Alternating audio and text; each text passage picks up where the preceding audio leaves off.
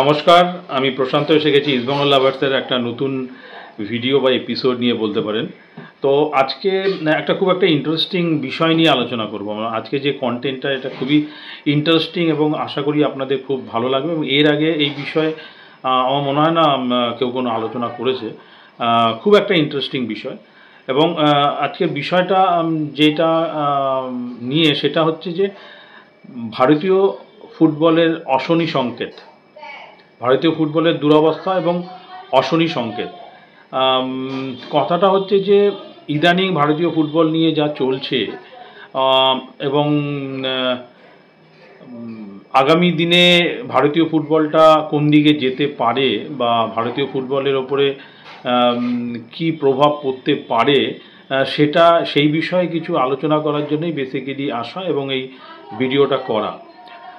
হঠাৎ করে আমি কেন এই বিষয়টা আমি বেছে নিলাম, দেখুন এই ভারতীয় ফুটবলের ডামাডোল অনেক দিন থেকেই চলছে এবং লাস্ট 1 বছরে এটা একটু মাত্রাতিরিক্ত চলে গেছে আর কি।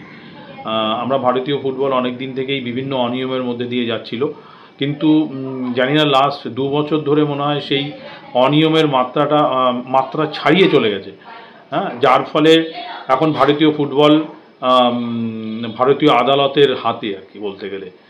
মানে ভারতীয় ফুটবলটাকে এখন চালনা করছে সুপ্রিম কোর্ট বা স্টেট কোর্ট, যাই বলুন, দিল্লি আদালত, সুপ্রিম কোর্ট, মানে এখন কথায় কথায় এখন এই কোর্টে যেতে হচ্ছে সবাইকে।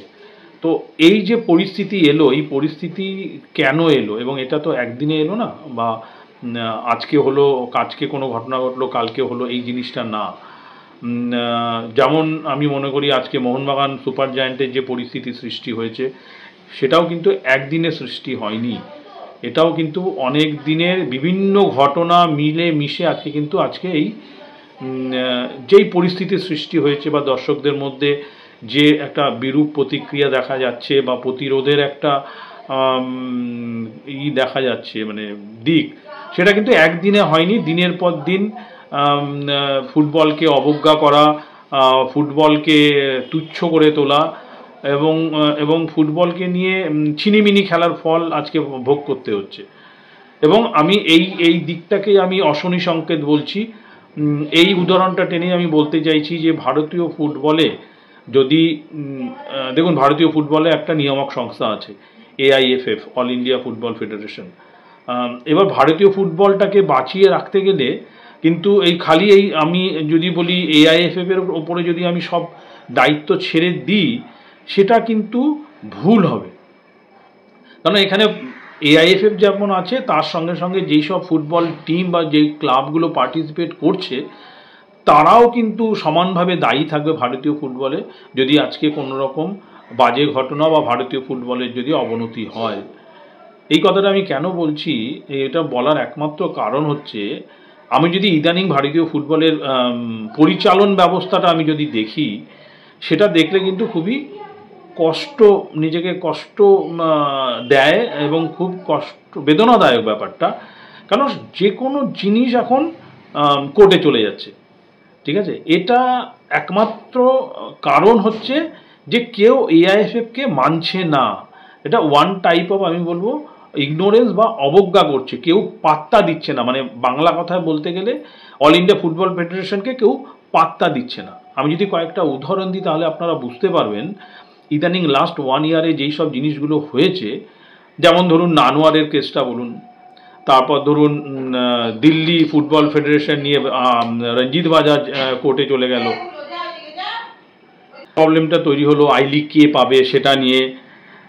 মানে রীতিমতো মারামারি বলতে পারেন, যে পারছে যেখানে খুশি চলে যাচ্ছে, মানে কেউ কাউকে মান্যতা দিচ্ছে না, যার ফলে এই অবস্থার সম্মুখীন হতে হচ্ছে ফুটবল প্রেমীদের।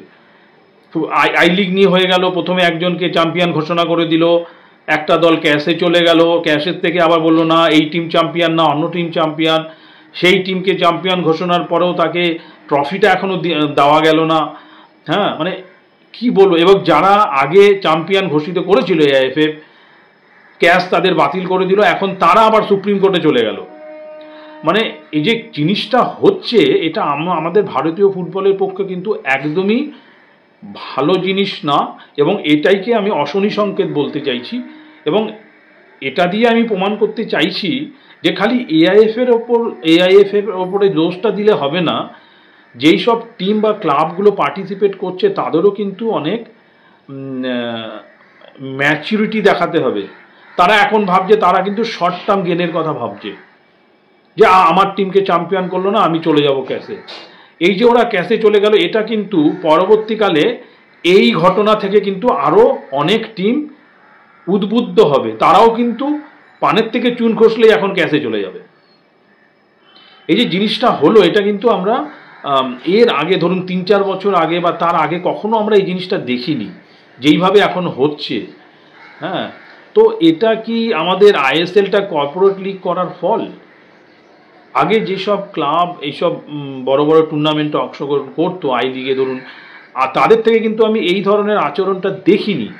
এই কর্পোরেট লিগটা চালু হওয়ার পরেই এই কর্পোরেটরদের মধ্যে তারা অনেক বেশি জ্ঞানী হয়ে উঠলেন, অনেক বেশি শিক্ষিত হয়ে গেলেন ফুটবল নিয়ে, যে তারা এখন কথায় কথায় আমাদের ফুটবল নিয়ামক সংস্থাকে অবজ্ঞা করে যেখানে খুশি চলে যাচ্ছেন, এবং যার ফল কিন্তু ভোগ করতে হবে ভারতীয় ফুটবলকে। আমি আজকে এই কথাটা বলে দিচ্ছি, তার ফল কিন্তু ভোগ করতে হবে যদি ইমিডিয়েট বেসে এই জিনিসটাকে রেকটিফাই না করা হয়।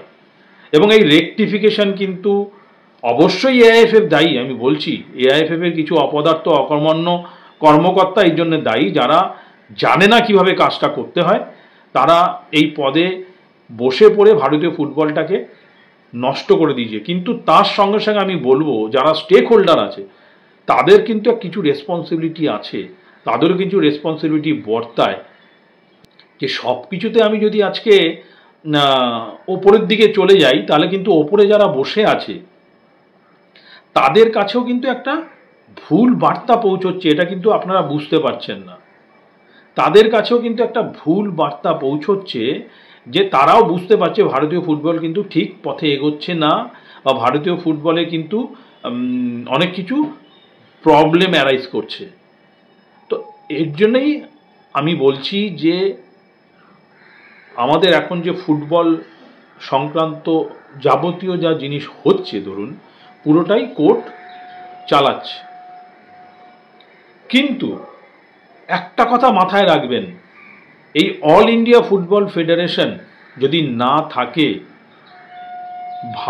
ফিফা কিন্তু ভারতকে ফুটবল খেলার মান্যতা দেবে না। কারণ তারা কোনো থার্ড পার্টি ইন্টারভেনশন অ্যালাউ করেন না, তারা কিন্তু ব্যান করে দেবেন।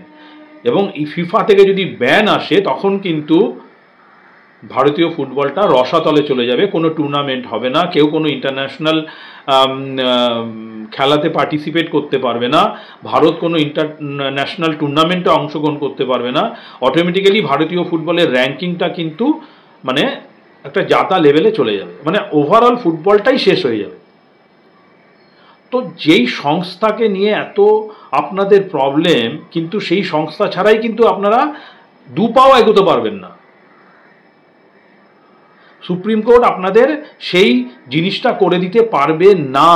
কেন? ফিফা তাকে অ্যালাউ করবে না এই জিনিসটা করতে। অতএব ফিফা যখন আপনারা জানতে পারছেন, ফিফা হচ্ছে এআইএফএফ যখন আপনাদের মাদার বডি, ঠিক আছে, তো সেটাকে একটু মান্যতা দিয়ে তাদের কথা শুনতে হবে। আমি খালি এআইএফএফ এর কথা বলছি না, আমি আমাদের রাজ্যের যে আমাদের ফুটবল সংস্থা আছে আইএফএ, তার কথাও বলছি। এই আইএফএকেও কিন্তু কিছু কিছু ক্লাব মান্যতা দিচ্ছে না, মানে তারা তুচ্ছ, মানে অবজ্ঞা করছে, অবজ্ঞার চোখে দেখছে আইএফএ কে। এটা কিন্তু এশিয়ার ওল্ডেস্ট একটা অর্গানাইজেশন, এবং কলকাতা লিগ ওল্ডেস্ট একটা টুর্নামেন্ট। সেই সংস্থাকেও কিন্তু বুড়ো আঙুল দেখাচ্ছে কলকাতার দু একটা ক্লাব, যেটা কিন্তু কাম্য না। এই জিনিসগুলো যদি চলতে থাকে, ভারতীয় ফুটবল তো রসাতলে যাবেই, বাংলার ফুটবলও কিন্তু রসাতলে যাবে। আমি কয়েকটা উদাহরণ দিচ্ছি। কথায় কথায় আইএফএ কে অবজ্ঞা করা, আইএফএর যে টুর্নামেন্ট সেই টুর্নামেন্টকে মান্যতা না দিয়ে কমজোরি টিম নামানো। রিসেন্টলি আইএফএ শিল্ডে দেখলাম একটা টিম সাংবাদিক সম্মেলনে তাদের ম্যানেজারকেই পাঠালো না। এটা কি ইঙ্গিত বহন করে? এটা ইঙ্গিত বহন করছে যে তারা আইএফএ কে মান্যতাই দিচ্ছে না এবং মানে তুই তুকারি করে দেখছে, ওটা কোনো ট্রফি না, ওটা কোনো সংস্থাই না। এই জিনিসগুলো বন্ধ করতে হবে, না হলে কিন্তু ভারতীয় ফুটবল রসাতলে চলে যাবে একদিন।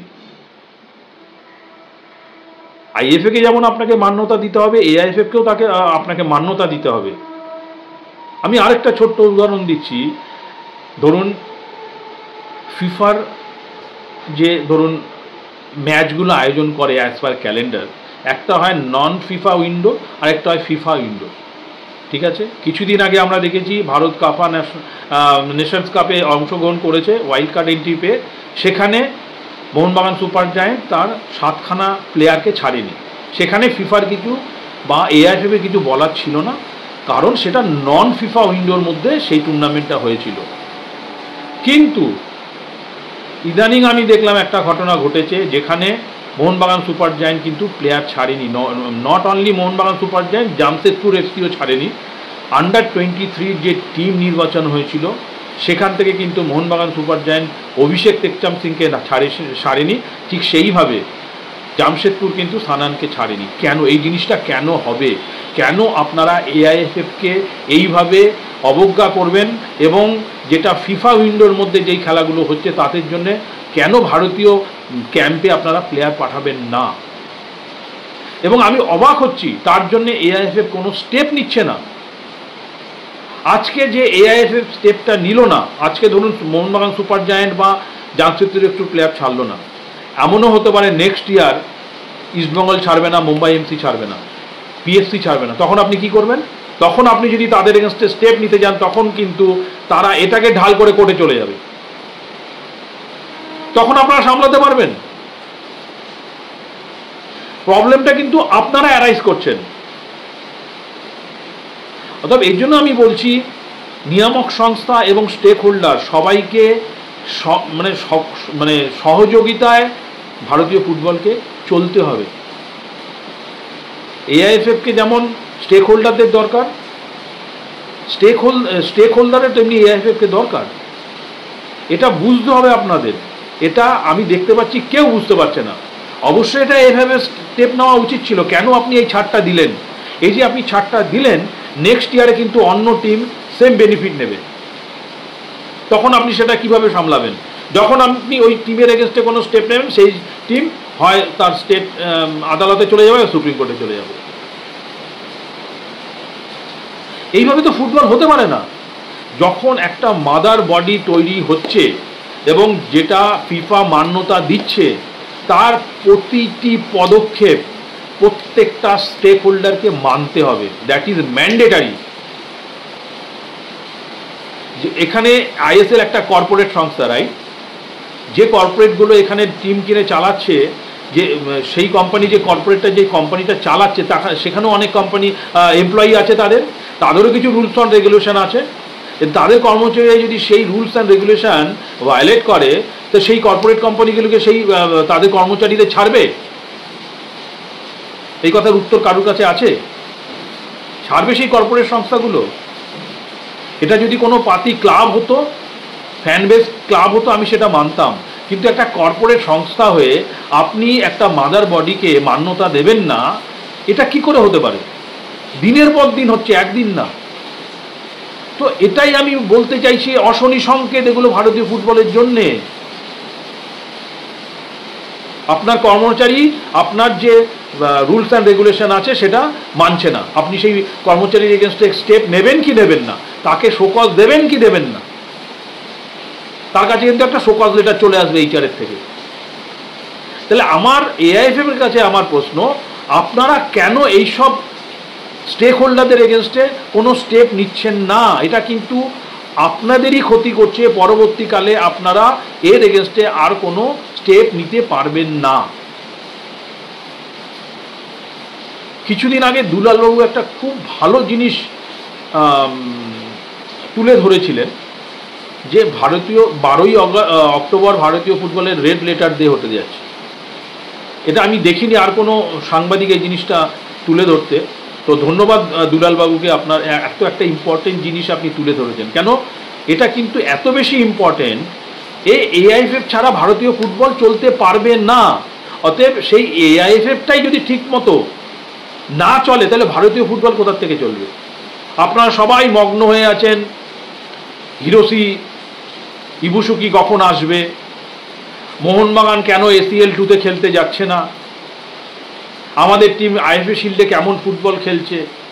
সব ঠিক আছে, এটা তো শর্ট টার্ম, কিন্তু আপনি লং রানের যদি আপনি চিন্তা করেন, আজকে যদি ভারতীয় ফুটবলের নিয়ামক সংস্থাই ঠিকঠাক না থাকে তো ভারতীয় ফুটবলটাই তো বন্ধ হয়ে যাবে। তখন তো আপনি কোনো জাপানি প্লেয়ারও আনতে পারবেন না, কোনো টুর্নামেন্টও খেলতে পারবেন না, দিনের পর দিন আপনি ঘরে বসেই কাটাবেন। সেটা কি আপনাদের পক্ষে সুখকর হবে? তো দুলালবাবু খুব ইম্পর্টেন্ট একটা জিনিস তুলে ধরেছিলেন যে ভারতীয় ফুটবলে কি হতে যাচ্ছে। এবং আমি দুলালবাবুকে একটা কথাই বলতে চাই, এটাই কিন্তু হওয়া কাম্য ছিল। আপনি বলেছিলেন ঝড় বয়ে যাবে, এই ঝড়টার জন্যই কিন্তু আমরা অপেক্ষা করছিলাম, এই ঝড়টা কবে আসবে। কালবৈশাখী ঝড়ে যেমন গাছের শুকনো পাতাগুলো ঝরে পড়ে যায়, আমিও চাই এমন ঝড় আসুক যাতে এই সব শুকনো পাতাগুলো ঝরে পড়ে যায়, নতুন পাতার জন্ম হয় এবং ভারতীয় ফুটবলটা আবার নতুন উদ্যমে শুরু হয় এবং ভালোভাবে যেন ফুটবল খেলাটা হয়। আজকে সবার মধ্যেই মানে দ্বন্দ্ব রয়েছে এবং তাদের মধ্যে একটা ডাউট রয়েছে যে আদৌ কি আইএসএল হবে। তো এই জিনিসটা একদিনে হয়নি, তো দিনের পর দিন অনিয়ম করে কিন্তু আজকে আমরা কোর্টের দ্বারস্থ। যে ওইখানে বসে এআইএফএফ এর সভাপতির পদে বসে যদি কেউ যা খুশি করে যায়, সেটা তো মান্যতা দেওয়া যায় না। সেখানে তার কনস্টিটিউশনে পরিষ্কার লেখা আছে কিভাবে কি হবে, সেটা আপনি কোনো মান্যতা না দিয়ে নিজের ইচ্ছে মতো নিজের লোককে ঢুকিয়ে দিচ্ছেন। এটা কিভাবে হতে পারে? এটা তো গণতন্ত্র না। তা আজকে যে সুপ্রিম কোর্টের দ্বারস্থ হতে হয়েছে এই জন্য তো দায়ী এআইএফএফ এর কিছু অকর্মণ্য অপদার্থ কর্মকর্তার জন্য আজকে আমাদের এই দিনটা দেখতে হচ্ছে। তো আসুক ঝড়ে সব শুকনো পাতা একদম, মানে কোনো পাতা, কোনো গাছে যেন পাতা না থাকে, আমি এটাই চাই। নতুন করে পাতা জন্মা। কি দরকার আছে এইসব অপদার্থ লোকদের নিয়ে এসে? ফুটবলটাকে এরা কিভাবে চালালো? একটা স্টেপ নিতে পারে না। মানে পাড়ার টুর্নামেন্টের থেকে ভালোভাবে পরিচালিত হয়। আই লিগের মতো একটা টুর্নামেন্টে এখনো পর্যন্ত চ্যাম্পিয়ন ঘোষণা করতে পারছে না, ট্রফি হাতে দিতে পারছে না। তারা নিয়মের নও জানে না, কিচ্ছু জানে না। ফিফার রুলস অ্যান্ড রেগুলেশন এরা কিচ্ছু জানে না। যদি জানতো তাহলে চার্চিল ব্রাদার্সকে তারা এইভাবে চ্যাম্পিয়ন ঘোষণা করে দিতে পারে না। এতে মুখটা কার পুড়ল? ফিফার কাছে কি বার্তা গেল ভারতীয় ফুটবল নিয়ে, যে যারা নিয়ামক সংস্থায় সর্বোচ্চ পদে বসে আছে তারা ফুটবল সম্বন্ধে তাদের কোনো জ্ঞান নেই, ফুটবল আইন সম্বন্ধে তাদের কোনো জ্ঞান নেই। তারা যা পাচ্ছে, যাকে খুশি পাচ্ছে ট্রফি তুলে দিচ্ছে। তা আপনারাই তো বাধ্য করছেন স্টেক হোল্ডারদের যেতে। তো এটাই আমার কাছে অশনি সংকেত যে ভারতীয় ফুটবল যে পথে চলছে, আগামী দিনে কিন্তু এটা যদি ঠিকঠাক করে রেকটিফাই না হয়, ভারতীয় ফুটবলের জন্য কিন্তু একটা অন্ধকারাচ্ছন্নময় একটা দিন ঘনিয়ে আসছে।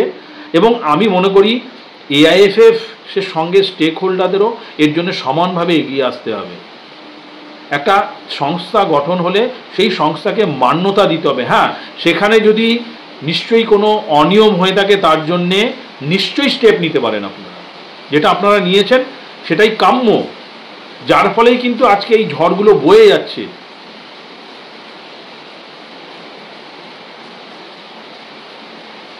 তো সেটাই আমার কাছে ভীষণ একটা কি বলবো, মানে আমিও খুব অন্ধকারাচ্ছন্ন হয়ে যাচ্ছি ভারতীয় ফুটবলের কথা চিন্তা করে, যে এই ফুটবলটা কোথায় যাবে, কি হচ্ছে ভারতীয় ফুটবলে। এটা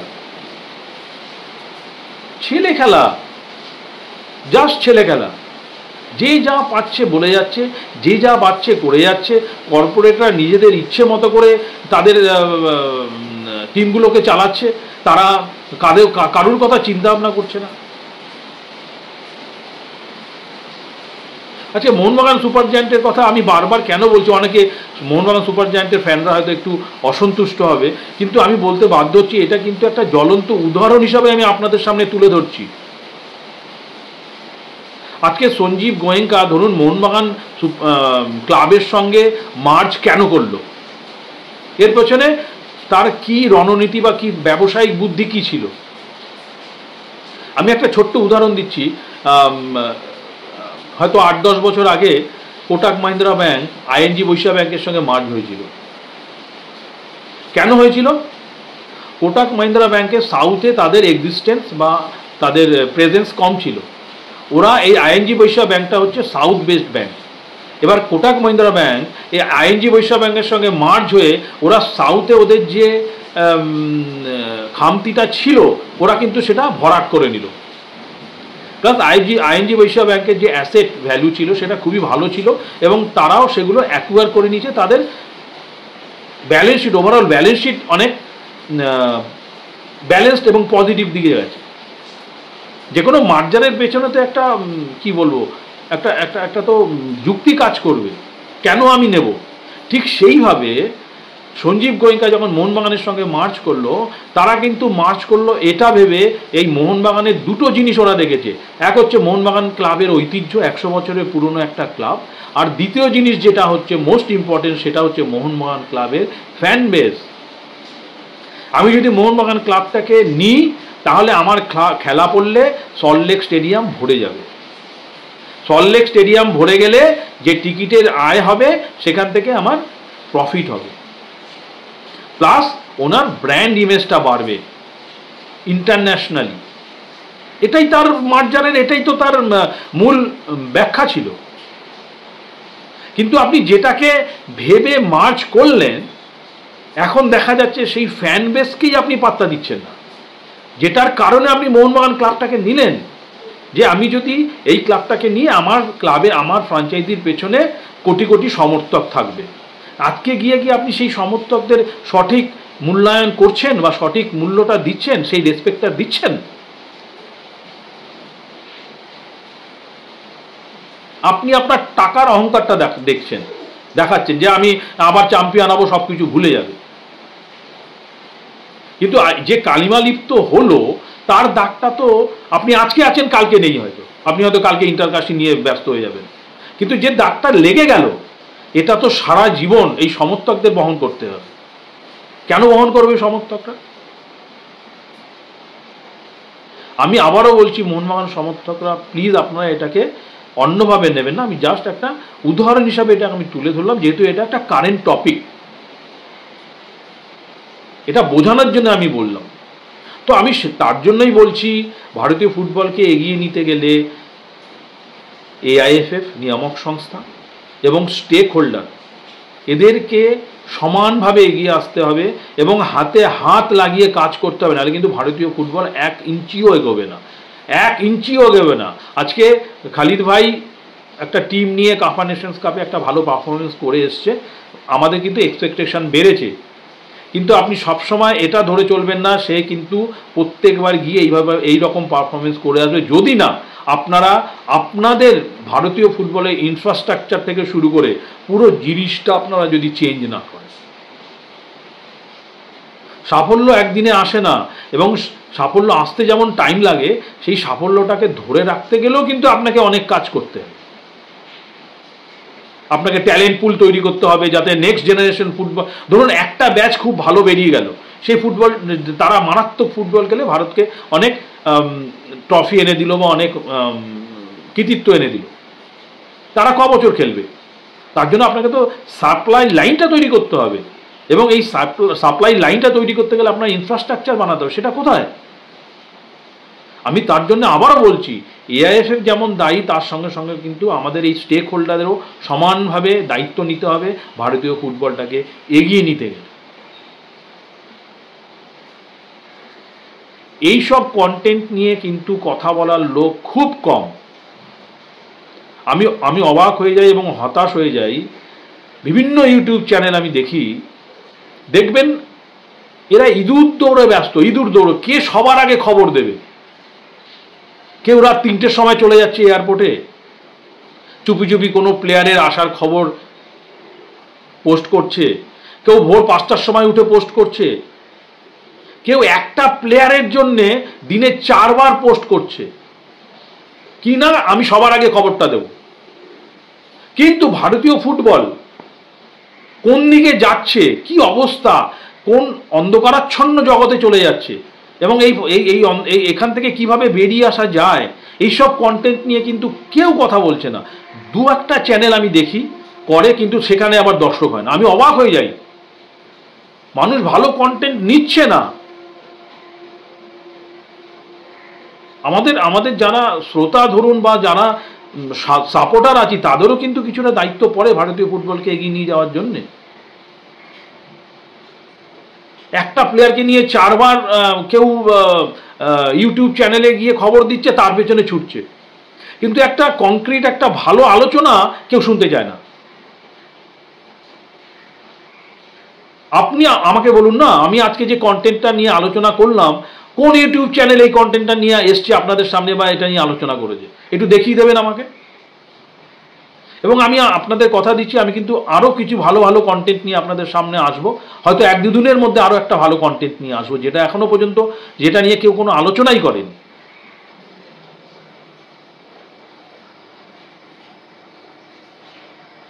অতএব আমি দর্শকদেরও বলবো, সাপোর্টারদেরও বলবো, আপনাদেরও একটু মানে কি বলবো, রেসপন্সিবল হতে হবে এবং আপনাদেরও এগিয়ে আসতে হবে। দরকার হলে আপনারাও প্রোটেস্ট করুন এর এগেনস্টে, কি হওয়া উচিত না হওয়া উচিত। এবং আমি আপনাদের সবার থেকে কমেন্টস চাইছি, আপনারাও লিখুন যে কি হওয়া উচিত ভারতীয় ফুটবলে। আমি যে কথাগুলো বললাম সেগুলো আপনাদের কতটা মনে দাগ কেটেছেন সেটা আপনারা চ্যাট করে জানান, তাহলে তো আমি আরও ভালো কন্টেন্ট নিয়ে আলোচনা করার জন্য আমি আরও উদ্বুদ্ধ হব। তো আশা করি আমার এই ভিডিওটা আপনাদের আজকে ভালো লাগবে এবং আপনারা আমাকে প্লিজ ফিডব্যাকটা জানান, এবং আমার এই চ্যানেলটাকে আপনারা একটু সাবস্ক্রাইব করে দিন এবং লাইক করে দিন, যাতে আরও অনেক অনেক লোকের কাছে পৌঁছে যেতে পারে এবং আরও অনেক লোক এটা নিয়ে তাদের মতামত জানাতে পারে। তো আজকের ভিডিওটা এইটুকুনি। নমস্কার, আপনারা ভালো থাকবেন।